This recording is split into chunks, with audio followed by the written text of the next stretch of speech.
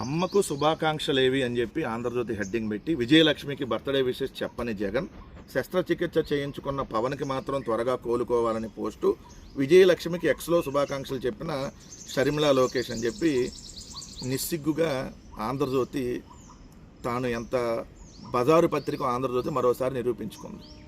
రాధాకృష్ణ ఎలాంటి బజారు వ్యక్తో మరోసారి నిరూపించుకున్నాడు. సిగ్గుండాలి ఈ వార్త రాసినందుకు. ఎందుకంటే మీరు మనుషుల్ని బతికుండగానే చంపేసేటటువంటి రాతలు అనేక రాశారు. అంటే జగన్మోహన్ రెడ్డి గారు ట్విట్టర్లో అంటే ఎక్స్లో విషెస్ చెప్పకపోతే ఇంకా తల్లికి విషెస్ చెప్పనట్టే లెక్క మీ దృష్టిలో. తల్లికంటే డైరెక్ట్గా ఫోన్లో చెప్పినట్టు కాదు విషెస్ మీకు, అంటే ఎక్స్లో పెడితేనే మీ దృష్టిలో చెప్పినట్టు. మరి పవన్ కళ్యాణ్ గారి తల్లికి ఎందుకు చెప్పలేదు లోకేష్ గారు? పవన్ కళ్యాణ్ గారి తల్లి గారికి ఎందుకు చెప్పాలా లోకేష్ ఇప్పుడు వరకు విషెస్? ఇదే విజయలక్ష్మి గారికి అంటే మా విజయమ్మ గారికి మరి నారా లోకేష్ ఫస్ట్ టైం కదా విషెస్ చెప్పటం. ఇన్ని సంవత్సరాలకు ఎందుకు చెప్పాలి? 2009 నుంచి ఆమె రాజకీయాల్లోనే ఉన్నారు కదా, మరి ఏ రోజు ఎందుకు విషెస్ చెప్పలేదు నారా లోకేష్?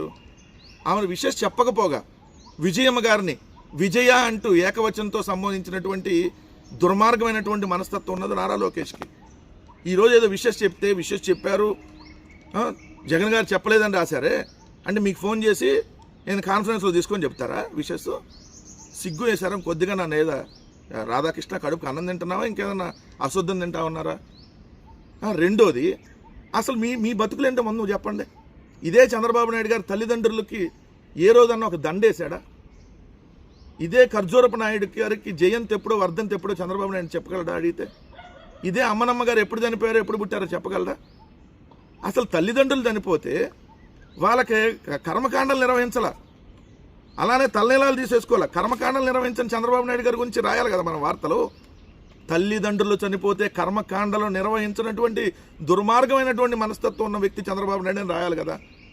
తల్లిదండ్రులు చనిపోతే కనీసం తలనీలాలు కూడా ఇవ్వనటువంటి ఏదైతే దుర్మార్గమైనటువంటి వ్యక్తి అని చెప్పి రాయాలి కదా. ఇంతకే నారా లోకేష్ విషెస్ చెప్పాడు అంటున్నారు కదా ఎవరో విజయమ్మ గారికి. ఏమయ్యా నారా లోకేష్, మీ తాత పేరేంటి? రామారావు గారు అని చెప్పమాకే నవ్వుతారు. ఖర్జూరపు నాయుడు అనే తాత నీకు ఒక ఆయన ఉన్నాడు, గుర్తుందా? అమ్మనమ్మ అనేటటువంటి నాయనమ్మ ఒక ఉంది, గుర్తుందా?